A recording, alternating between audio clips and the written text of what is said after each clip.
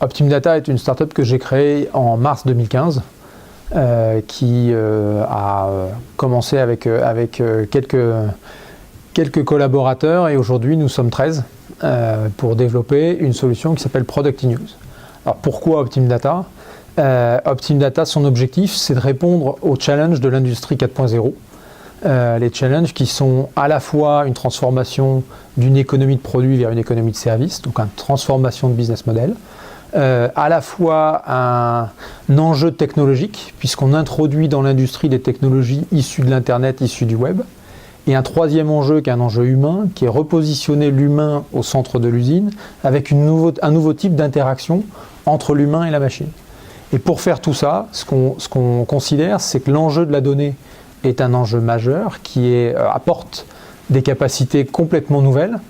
Mais au-delà de la donnée, ce qu'il faut arriver à faire, c'est à créer un espace d'intelligence, un espace de connaissance, ce qu'on appelle l'espace cognitif industriel. Et c'est tout l'enjeu de l'application qu'on développe, qui s'appelle Product in Use, qui est de capitaliser cette connaissance d'usage des produits,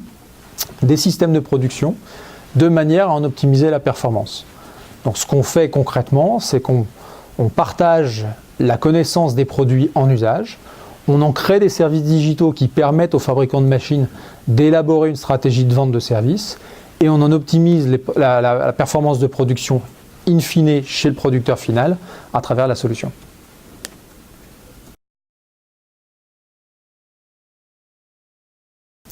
Un événement comme celui d'aujourd'hui, d'abord nous permet de partager avec